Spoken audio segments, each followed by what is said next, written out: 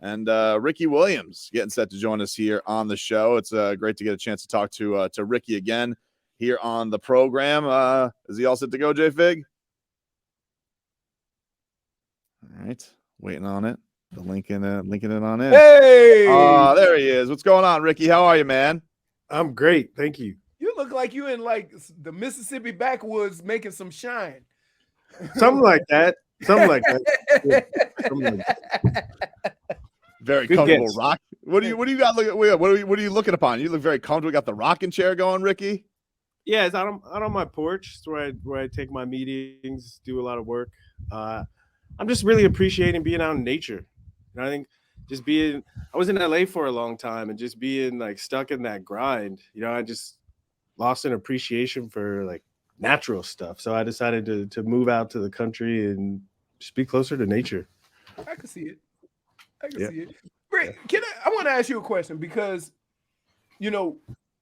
you being a spokesperson for like mental health, and you trying to get people to understand, the difficulties that people go through with mental health and not being able to share it. You came into the league and it was kind of very awkward for you. It was circumstances and things that you had to do, but you tried to avoid, and you had your own coping mechanism. Did that ever like go away? Did you ever feel like uncomfortable or not awkward doing stuff like that? And when did it happen? For me, it was just part of the growing up process. When I first got into I had ideas about what I thought life should be like. I was naive. I was naive, and then when you're naive, that gets destroyed, and you go through a period of disappointment. And I went through that period, and I struggled through it, and then I grew up. I figured out how things actually work, and through living life, I found my place. And so, because social anxiety just means that it means you haven't found your place. Right. And this is my message about mental health. It's of course, you have to have the courage. It's courage. The courage to speak up and ask for help, the courage to be vulnerable, the courage to put these things out there. And the place that I developed courage was on the football field. Like especially college, you get into the league, especially at running back. You look at the defense and you got, man, right? It's you got to get up for it. It don't matter. It keeps coming. And if people would take that same kind of attitude to their mental health, right, then it's nothing to be afraid of. You use it as a challenge to grow and make yourself better, because the reality in life is the only way you get better is by going through challenges. I mean, that's why football coaches make practice so hard. They tell us, we make this as hard as possible, so when you get in the game, you're good. You relax, right? Exactly. And it's funny how it's weird, because there's a stigma in football and professional sports against mental health. But if you sit in a team meeting room and you hear a coach throughout the whole season, it's mental health speech. We know you're doing something difficult, but you got to get your mind right and find a way to focus and get it done. It's the same principles, but if we just apply it to our inner problems instead of the teams we're playing, we'll have the same kind of success. Ricky, did you ever get a response from Roger Goodell to your letter on the Bomani Jones show? Not that letter, but I did get a letter from the NFL about streaming games. Oh my god! So part of my Heisman, my cannabis brand Heisman, is we created in the metaverse what we call Heisman House. It's like a smoking lounge where you can come in the metaverse, and we were streaming Monday Night Football games. And somehow word got back to the NFL, and so they sent me a cease and desist letter. They said, if you're going to stream our games, you better pay us for it. And I was like, all right. Wow. Yeah. It's on free TV. I guess not free enough for them. That's we're charging people. Yeah. Ricky, do you speaking of like the health battle of things, with Tua Tagovailoa down here with the Dolphins, he talked recently about, he gave some consideration to calling it a career after all the concussion stuff that happened. Good. What did you kind of make of all that? But, it was a scary thing with Tua and the concussions this year, but he's still young and seemed like he was on the cusp of something this year. Like, what did you make of what he went through with that adversity, and would you have stepped away if that was something that he dealt with the concussions multiple times? So this is I think a great example of a mental health issue, right? Because it's easy, and it's mental health awareness month, and so we're able to have these conversations. But if you really listen, most of them are perfunctory, and they're right on the surface. They're not actually talking about what does that actually mean, okay? And so to make it simple, okay, like at the formula that creates a mental health crisis, okay, is you have two really powerful desires inside of yourself that are conflicting with each other. And if you can't figure out that conflict, eventually that tension builds to a point where you crack. All right. And so the pressure, all right, especially after last year, Tua balled, right? He showed that he can play in this league. And so you have all of this built up pressure from everyone to keep down this path of being a football player. Okay. But even deeper than the money and all that stuff is the survival instinct, And if you really like think about it and you do the math, right? Tua has to say, how many more of these can I take before it actually starts to affect the quality of my life long term? Right. So these two difficult ideas, right? And the reason I smiled when you said he considered retirement, because at least if you have the consideration, right, you relieve some of that tension and you find creative solutions to it. Because, right, that's a difficult position to be in. And we talk about it in the media, but imagine the one having that experience and having those two desires inside of you moving in opposite directions.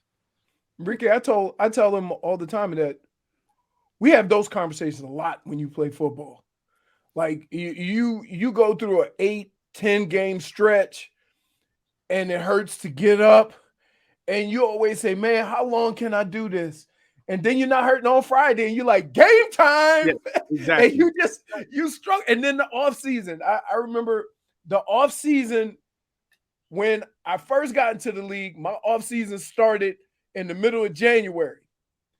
As I got later on in my career, my off season started in May because I was still banged up from the last year. So you have these conversations all the time, and it just so happens, something happens, or you meet some boy, you see your friends that you've been playing with, or you go to an event or something, and you go, man, I love this job, and it's gone.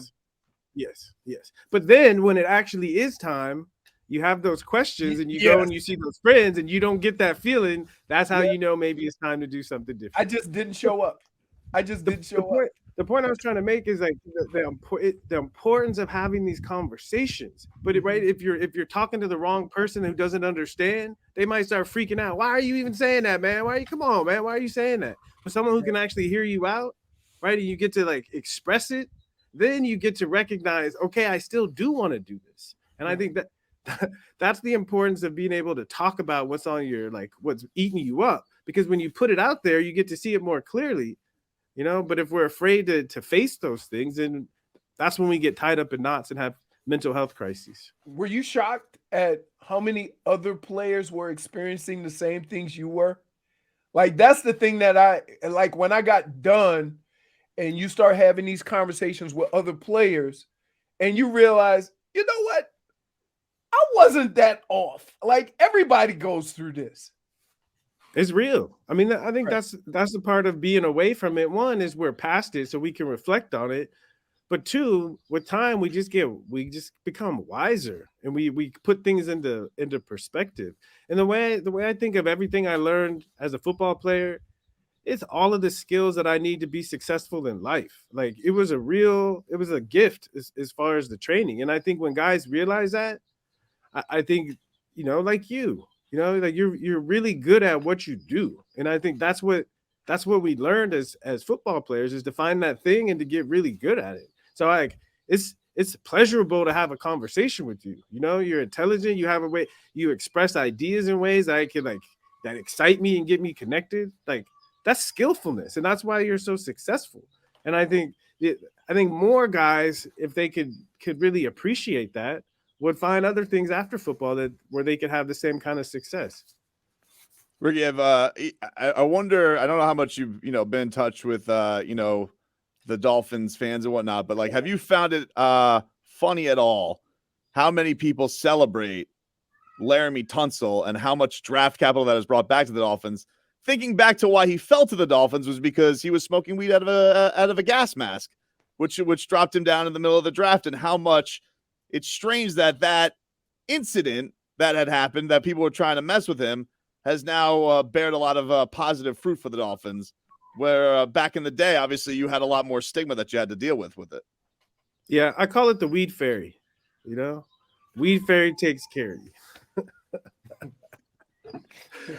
Because honestly, we say like, but the year that I left the Dolphins, let's just do the math here, okay? The year that I left the Dolphins, okay, 2 years previous, led the NFL in rushes, okay. And here's the scary stat: the rushes were going up, and the total yards were going down. Okay, that was the trajectory. So I was this third year, if on that same trajectory, the carries were going to go up again and the yards were going to go down, which meant my body was not going to make it through the season. Okay. Right. And the Dolphins that year were like won 2 games. Okay. So, and I'm not saying if I would have been there, they would have won more games, but winning those games would have been on my back, and they weren't willing to take care of me. So the weed fairy saved my ass.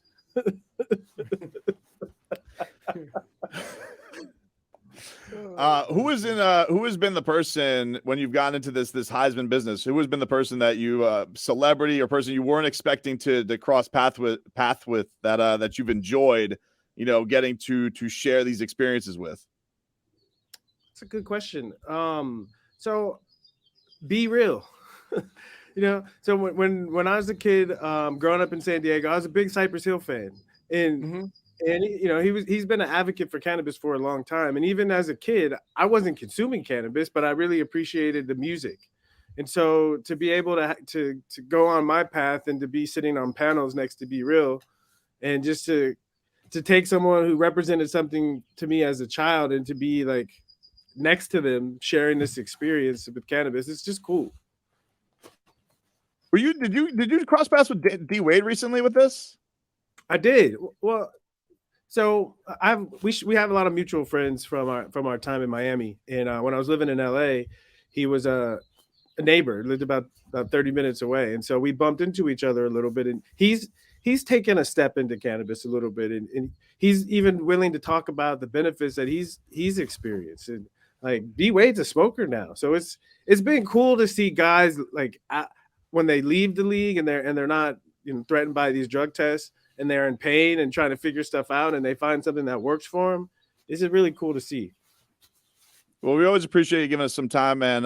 Ricky, you got anything coming up as far as with Heisman that you want to promote or plug before we get you out of here?